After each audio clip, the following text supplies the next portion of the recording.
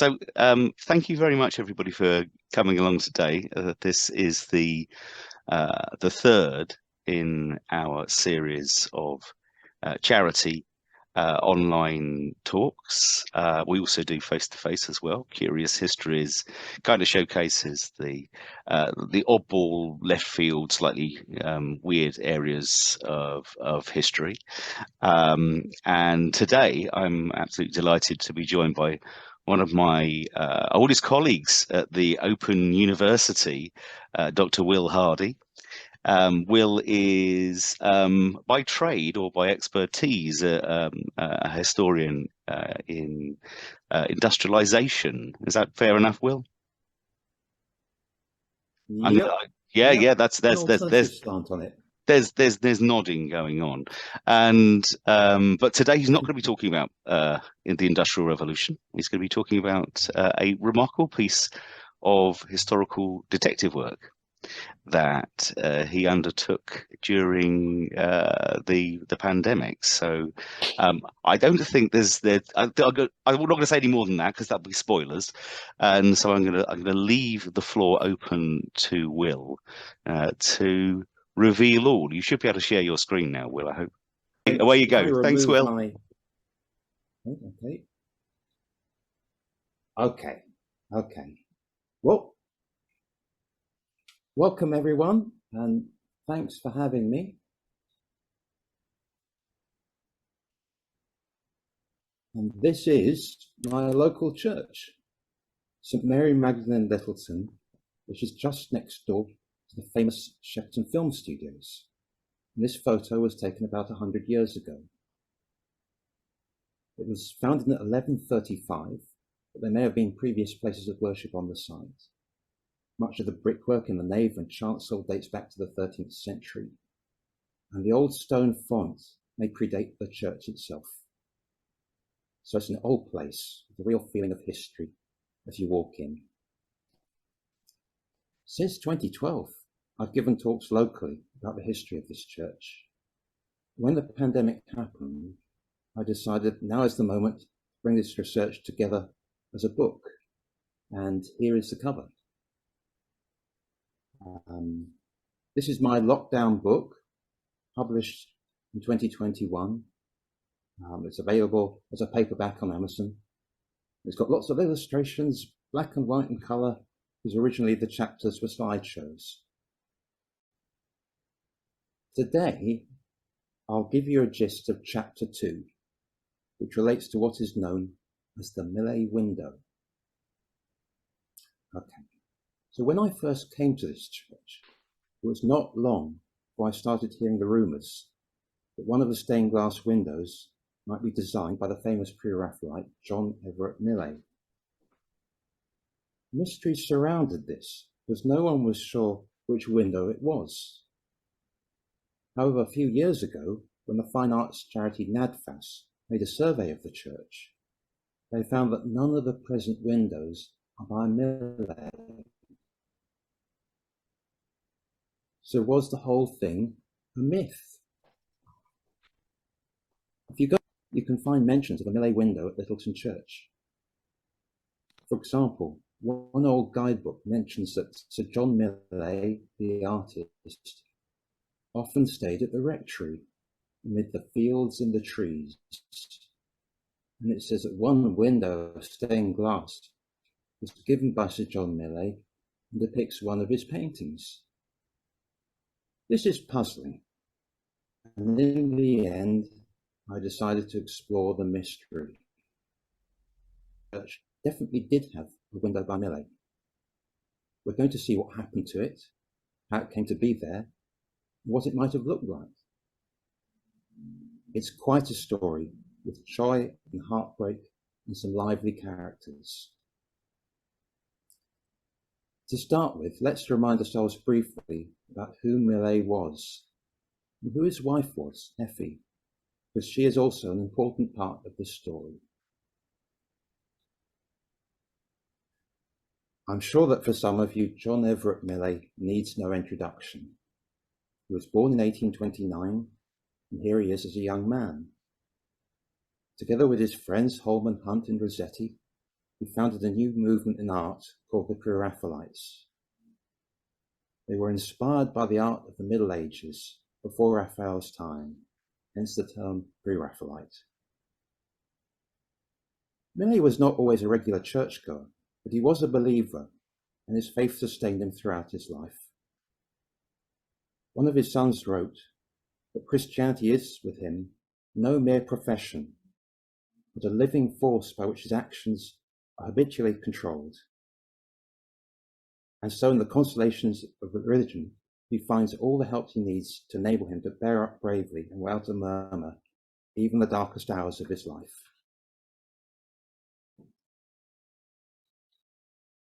Surrounded by his family, stressing his humanity as well as his divinity. To the right, there is The Blind Girl from 1856. This shows two poor sisters in the countryside, one of whom is blind. The other looks up to the rainbow, God's symbol of hope in the book of Genesis. Then below is Ophelia from 1851 to 2. For the background, Millais used the Hogsmill River not far from Kingston. And Kingston is just a few miles away from Shepperton and Littleton, a point I'll come back to later. In 1885, Millais was the first artist to become a baronet, with the title Sir John Millais. Towards the end of his life, he encouraged Henry Tate to set up a gallery in London, which became the Tate Gallery. He also became the president of the Royal Academy of Arts. Who was John's wife, Effie? Formerly Effie Gray, people often remember her for a disastrous first marriage to the art critic John Ruskin. Notoriously, Ruskin refused to make love to her, and in the end she became one of the first women in British legal history to secure a divorce. She'd fallen in love with John Millais, and they began a long and happy marriage. Making up for lost time, they had 8 children. Effie was from a Presbyterian background, and throughout her life she maintained close ties with the church in Perth, where the Gray family worshipped. Both she and John became friends with ministers at that church, and they usually divided their year between their homes in London and Perth. Like John, she was nostalgic about medieval times and loved the great buildings that had been created by the medieval church.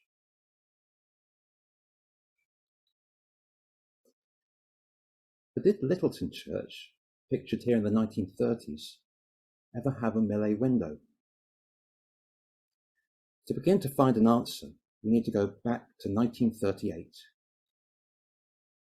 During that year, there was a series of attempted burglaries, and in the parish magazine of December 1938, a sad event is recorded. It was written that everybody knows, of course, that thieves again broke into the church 3 weeks ago, smashing the famous Millais window to fragments, and for their trouble getting exactly nothing from the collection boxes. The Millais window, and the PCC minutes of the 2nd of December 1938 refer to how the Millais window had been smashed to atoms by burglars. So the Millais window at Littleton no longer exists. However, the accounts of the burglary are strong evidence that the church once did have a Millais window. And this poses a new set of questions. Where was it in the church? What did it look like? And how did it come to be there? Regarding the location of the Millais window when the burglary took place, there are many references. The rector suggested that to replace it, there could be a stained glass window of St. Benedict. Work progressed in the following year, and in 1940, the annual general meeting recorded the Millais window, which was destroyed by thieves, has been replaced by a window to St. Benedict. This window still exists in the north wall of the nave and shows us where the Millais window would have been. Are there any accounts of the Millais window before it was destroyed in 1938? In fact, there are quite a few. When Littleton Church celebrated its 800th anniversary in 1935, there was a souvenir booklet which said that the small northwest window of the north aisle is by Sir John Millais. But there are other references that go back further in time. So moving back to the 1900s, this is a photo of Littleton Church circa 1905. In a book from 1909 called Highways and Byways in Middlesex, author Gerald wrote that Sir J.E. Millais, who spent some holiday seasons at Littleton, painted one of the small northern windows. Earlier still, on the 18th of June 1904, Littleton Church was surveyed by Thomas Garrett of the Ecclesiological Society. He recorded that in the north aisle there is a good decorated door with mouldings much decayed, now blocked up, in which a small window has been inserted with glass designed by the late Sir John Millais. This north wall was rebuilt in 1980, but I've come across a photograph taken outside the church in the 1970s, and here it is. You can see that this was an old doorway. You can get a sense of what shape the Millais window would have had. Rectangular and taller than it was broad. But the most important early reference to the window is in a book from 1910 called Thames Valley Villages by Charles Harper. The passage runs as follows. A tiny window, little if at all larger than a pocket handkerchief, is filled with stained glass representing a fallen or sleeping shepherd with a lion looking upon a dead sheep and the rest of the flock running away. An inscription says, this panel was designed by Sir John Millais, R.A., and presented to Littleton Church by Effie, Lady Millais, 1898. This passage is significant for two reasons. Firstly, it gives us a description of what the window actually looked like, with references to a fallen shepherd, a lion, and a dead sheep. Secondly, it makes a striking suggestion about how Littleton Church got the window. It says that the window was given by Effie Millais herself. Both points are worth further investigation. Let's start with what the window looked like. Have we any evidence that Millais produced a picture like this? And if so, what did it represent? To answer these questions, we need to take another step back in time to a book that was published in 1864.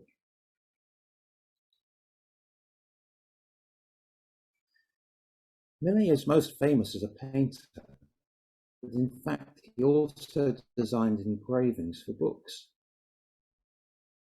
In 1857, he was approached by the Dalziel brothers with a new idea for a book. They wanted to produce an illustrated copy of the parables of Jesus, simply with the words of the parables and illustrations of them on the facing pages. Millais was happy to take it on, writing to the Dalziels, I should make it a labour of love like yourselves.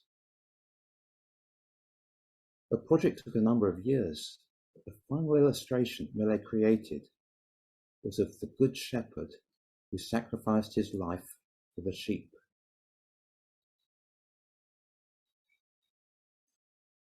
This is the picture that he created. As you can see, it fits perfectly the account of the window at Littleton Church. When Charles Harper described the window in 1910, he referred to a fallen or sleeping shepherd, with a lion looking upon a dead sheep and the rest of the flock running away. But this was not just any picture of the Good Shepherd. It was a very unconventional one. The usual image of Jesus as the Good Shepherd has been of a kindly man looking after his flock, walking with a shepherd's crook and carrying a lamb across his shoulders. However, Millais' picture was different. With the crucifixion in mind, he showed how the shepherd makes the ultimate sacrifice by laying down his life for his sheep. Millais put a slain sheep alongside him, a reference to how Jesus is the Lamb of God who is sacrificed for our sins, but who now reigns at the right hand of the Father in heaven. Most surprising of all is the lion on the left-hand side of the picture. In the Bible, the meaning of lions varies greatly. Sometimes they refer to positive features like strength and courage. In other passages, they refer to destructiveness and evil. To sum up, looking at this picture, we can get a good idea of what the Millais window would have looked like. Is there any other evidence that Millais turned this picture of the Good Shepherd into a stained glass window?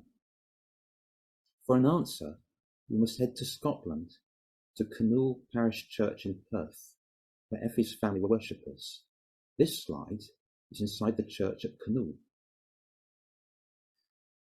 In 1870, Effie's father, George Gray, presented a large stained glass window for the west wall of this church.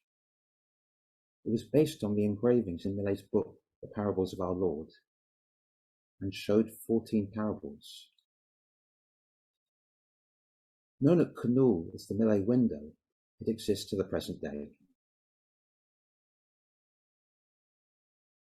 Millais himself designed the window, as one of his sons was later to recall. Quote, "In the winter of 1870, he designed for the church what I cannot but consider one of the most beautiful stained glass windows in Great Britain. The subject is the same as that of his drawings of the parables, of which, it may be remembered, he made duplicates in watercolours. From these duplicates, enlarged drawings were made and reproduced in glass, with a success even more brilliant than he had anticipated."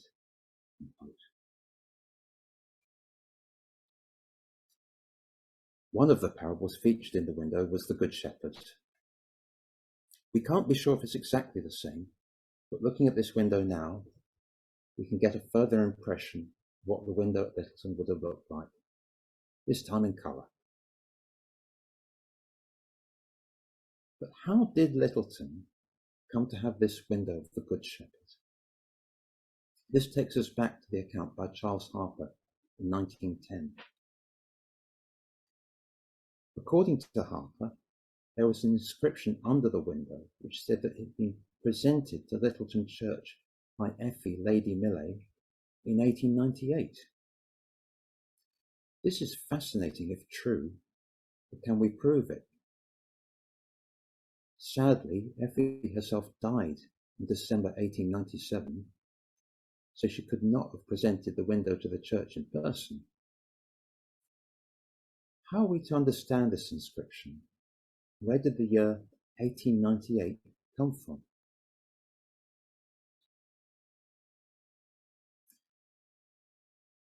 One possible answer is that Effie bequeathed the window in her will.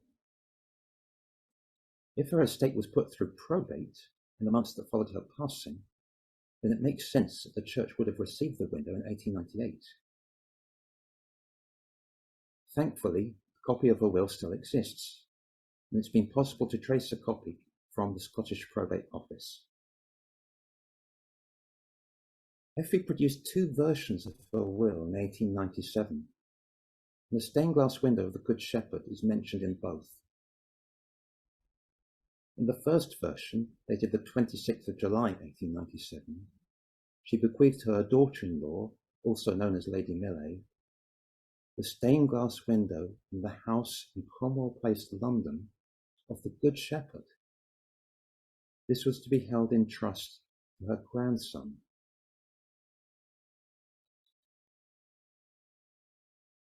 In the second version of the will, seen here in this slide, which is dated the 23rd of September 1897, there was written in a new codicil, I, Euphemia Chalmers, Lady Millais, within described, in virtue of the powers reserved by me in the foregoing will, hereby cancel the disposition I made of the stained glass window in number 7 Cromwell Place to Lady Millais, my daughter-in-law, as I have already given it to her to be placed in the Littleton Church. And it carries on the next page. In memory of Sir John Everett Millais. This is confirmation of how Littleton Church came to have a Millais window. It was personally bequeathed by Effie herself. The will also tells us who brought the window to this church. Not Effie, but her daughter-in-law, who at the time was also Lady Millais. There's another tantalizing detail in this document. It says that the window came originally from 7 Cromwell Place. This was for a time the London home of John and Effie Millais, where they had lived with their young family between 1862 and 1878. One possibility is that the window was created for their home during these years, perhaps for a window or doorway. The most likely time would have been around 1870, because this is when the window for Canal Church was also created. If true, the window would have been over 20 years old by the time that it came to Littleton. To find the window a good resting place, Effie decided in the final months of her life to leave it to this church.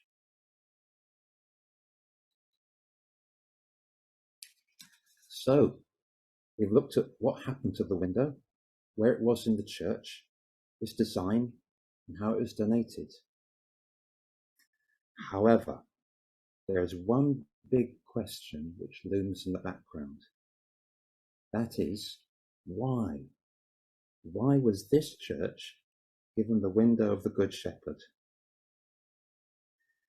It's worth stressing that this was a rare and precious item. Millais himself did very little work in stained glass, and I found only 2 instances of the Millais family giving stained glass to a church. Why was Littleton Church honoured in this way? It can only have been for one reason. There must have been a direct personal link between Littleton and the Millais family. But what was it? Okay, this is a postcard of Littleton Church from about 1905. We can start by observing that there is plenty of evidence of Millais visiting places in Middlesex and Surrey throughout his adult life. At the time, this part of the world would have felt more like the countryside, and he came there to paint backgrounds of some of his paintings. We've already mentioned how when he painted Ophelia, the riverbank that he used was on the Hogsmill River, which runs between Kingston and Throw, where his good friend Holman Hunt painted Christ as the light of the world. Soon after this, in the early 1850s, Millais' parents decided to move to Kingston, to a riverside house where they lived the rest of their lives. Millais himself, still in his 20s, moved with them, and for a brief time set up a studio there. In 1855 he left to marry Effie, but he continued to visit Kingston to stay with his parents. He also had an older brother, William, who sang in the choir of St. Mark's Church in nearby Surbiton, and who organised concerts at Kingston. He was once called the finest amateur tenor in the kingdom. By the end of 1870, both parents had passed away. But during the 1870s, John and Effie were still visiting this area and were often guests at Strawberry Hill in Twickenham, which had long been a centre for the world of art.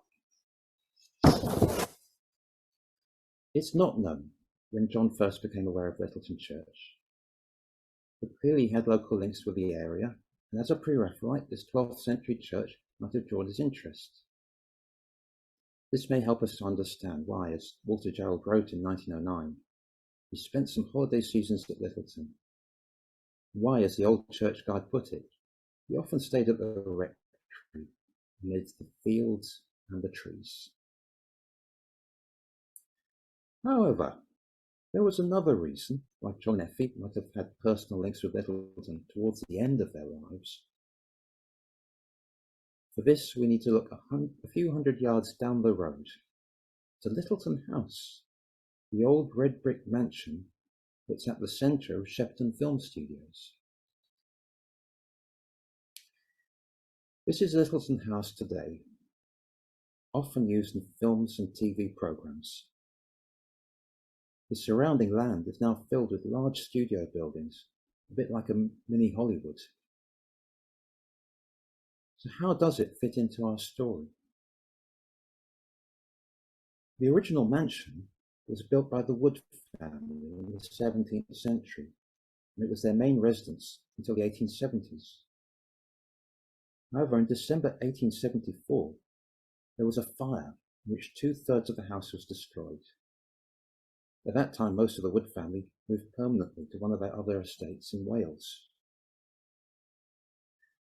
After the fire, Littleton House was rebuilt as a smaller building between 1878 and 1882. The history of the house in the late 19th century is hard to trace.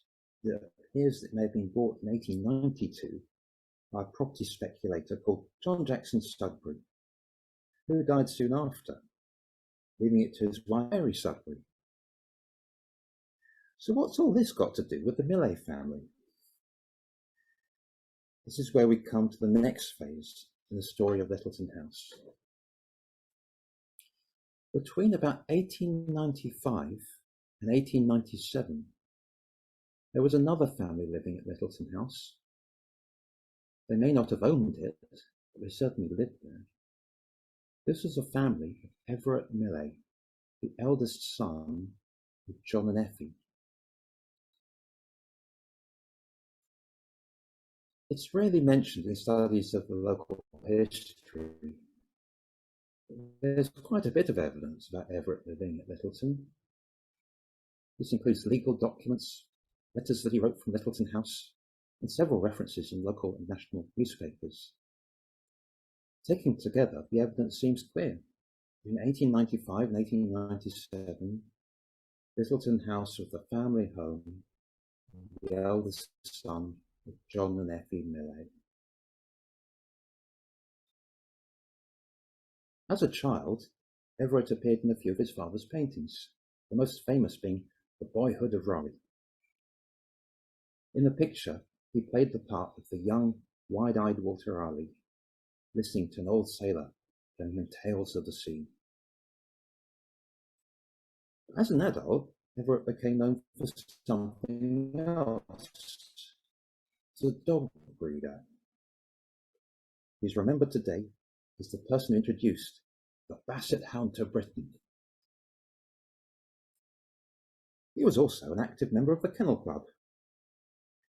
He lived with his wife, Mary, and their children at Littleton, their children being called John, Doris, Doreen, and Mary, although sadly Doris had passed away in 1893. Everett inherited the baronetcy from his father in 1896, becoming Sir Everett Millais, and his wife became Lady Millais. One of the earliest reports of Everett living at Littleton comes from the 23rd of November 1895 in the local newspaper, the London North News and Finsbury Gazette. It describes a robbery of 4 swans from the River Ash. Quote, Mr. Everett Millais, a gentleman residing at Littleton, said the swans frequently roosted near his house.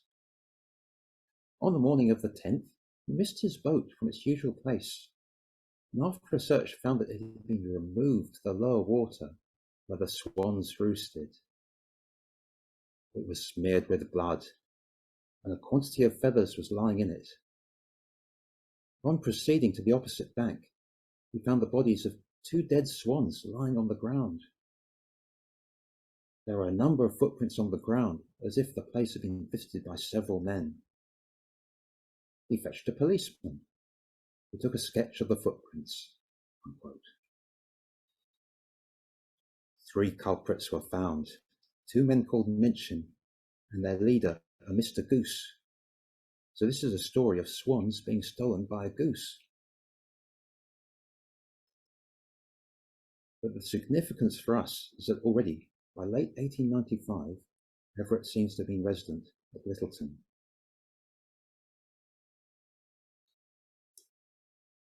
So an obvious reason emerges about why John Millais might have come to Littleton. It's possible he'd visited in years gone by, but even if not, it's plausible that he and Effie could have travelled from London to visit their son and at some point got to know this church. And it all too quickly. He became president of the Royal Academy, but he was gravely ill. He was described as forgetful of his dying self, striding off to the hospital to cheer a member of the Academy lying ill, where he is now the president and the father of his flock. In a way, he was starting to resemble the Good Shepherd. He passed away on the 13th of August, 1896. Then suddenly and unexpectedly, his son Everett caught pneumonia and died on the 7th of September 1897 at the age of 41. There were several newspaper reports, all saying that he died at Littleton House, which was his home. His funeral took place at St George's Church, Hanworth, on the following Saturday, with a large attendance.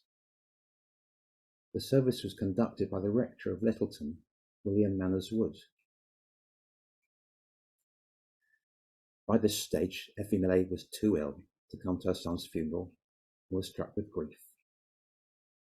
Staying at Perth, she added a new codicil to her will, and she decided to bequeath the Millais window to Littleton Church. Effie passed away on the 23rd of December 1897. It was a sad series of events, and perhaps this is one reason why they've not been remembered locally. But surely there must have been happy times too for the Millais family at Littleton, because at the end of her life, Effie chose to give the window of the Good Shepherd to this church, and it continued to be cherished by people at Littleton for many years. The younger Lady Millais moved away from Littleton with her children soon afterwards. One might ask, what happened to these children? This leads us to another source that sheds light on these events. For this, we have to move forward in time to the 1970s. This is Perrine Moncrief, who is a much respected author, conservationist and ornithologist in New Zealand. In 1975, she was awarded the CBE for services to conservation as a naturalist and to the Abel Tasman National Park. She was born in England and migrated to New Zealand with her husband after the First World War. Before her marriage, she had a different surname. She was Perrine Millais, who was one of the children of Everett Millais.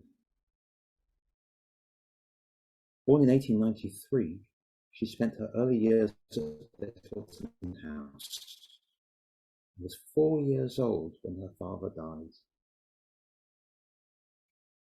On the 2nd of April 1979, as an elderly lady, she wrote a letter in which she remembered her time at Littleton House in the 1890s. Many thanks are due to our biographer, Robin Hodge, for sending me the relevant passage. This is what Perrine wrote.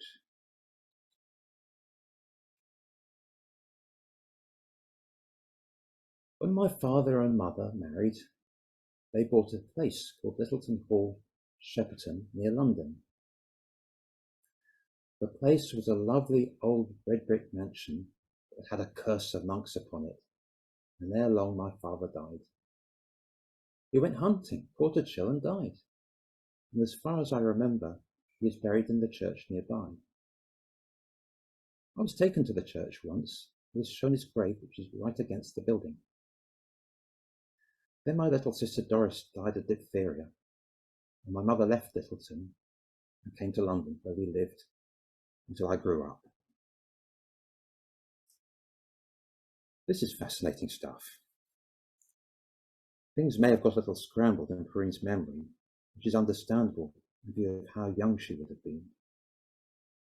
But this is confirmation that the Millais family lived at Littleton and that certain events took place. The phrase, "a curse of monks," may refer to links that Littleton Church had with nearby Chertsey Abbey in medieval times. Everett was not buried at Littleton Church. However, when Perrine referred to a grave which was right against the building, Littleton Church does have an old flat gravestone like that, near the entrance. The words are worn away and hard to make out, but if Perrine was brought here as a 4-year-old, might she have mistaken it for her father's? Also, when she said that I was taken to the church once, presumably as a little girl, might this have been the same visit when her mother, Lady Millais, brought the window of the Good Shepherd to this church? We don't know. But if it is, this is a memory of the day when the Millais window arrived there, recalled by chance many years later. Perrine Moncrief passed away in 1979, but she had a niece who was still alive when I first gave this talk, Jane Bowdler. And Jane had a son, Dr. Roger Bowdler, who is the great-great-grandson of John Everett Millais. By a series of happy accidents, after the first version of this talk, I was able to get in touch with Jane and Roger, and they said, "We've got something that you might like to see." And this is it.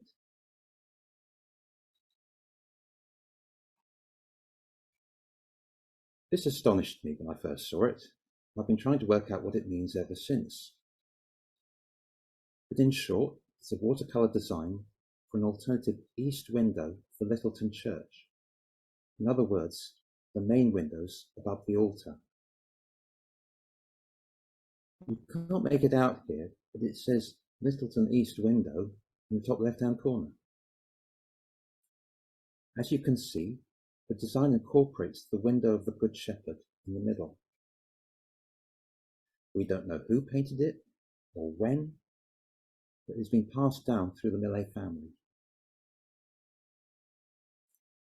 The painting is owned by Roger Bowdler, and very kindly he allowed it to be included in my book. However, since the book came out in 2021, there's been a new development. A leading expert on the Pre-Raphaelites, Malcolm Warner, got in touch, and he said, "There's something that you might like to see." Here it is.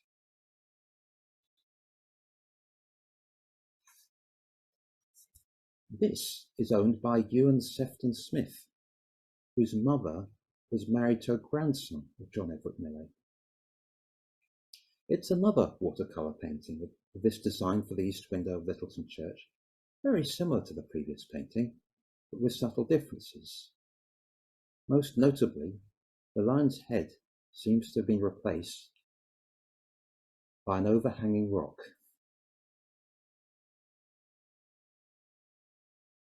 What the existence of these two paintings means is hard to say, but certainly it strengthens the link between the Millais family and Littleton Church, and it seems very possible the member of the family commissioned or created this design for the church.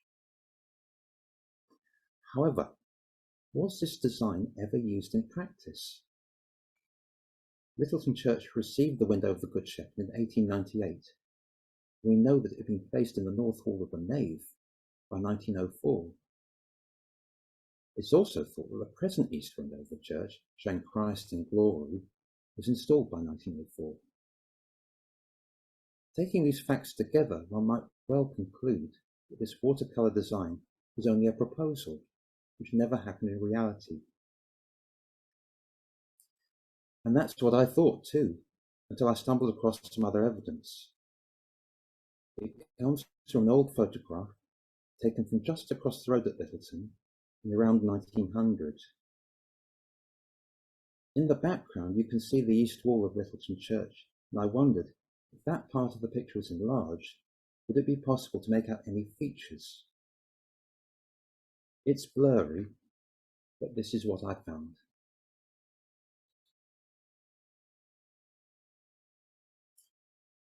This is very different from the present east window.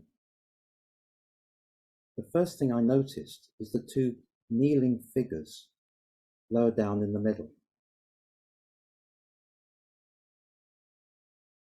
Could they be two angels holding a banner?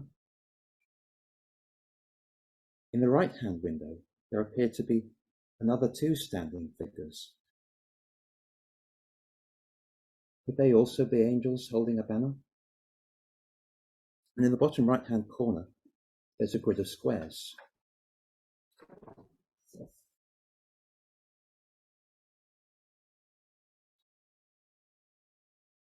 If you compare this with the painting, you can see two angels with a banner lower down in the middle, and further couples of angels with banners in the right and left-hand windows.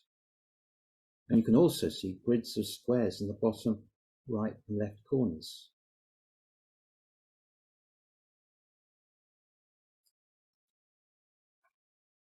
What this means is this darker patch in the middle of the photograph is the window of the Good Shepherd. You can't make much out, but the faint ridge could be the headland in the picture. So what does this all mean? Here's one interpretation. When Littleton Church first received the window of the Good Shepherd in 1898, it was decided to make this the main window of the church. The design was created for the surrounds, and the whole thing was installed above the altar.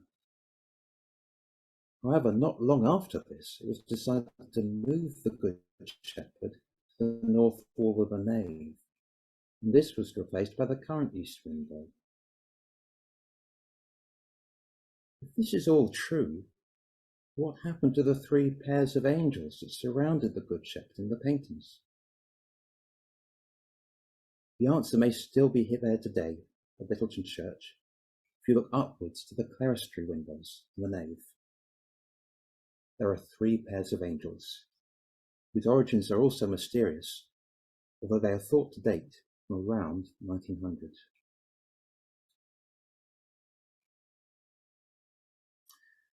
The resemblance between the paintings of the east window and these windows of angels is close enough to say that they are linked.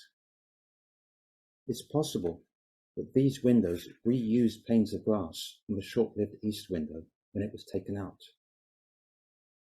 So in other words, if you look up at the clerestory windows, there might be what remains of a version of the Millais window still existing to the present day.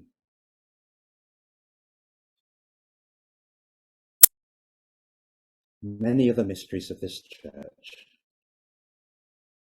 I've not been able to solve them all, but hopefully you found this to be an interesting journey. And many thanks to all of you for watching and listening today.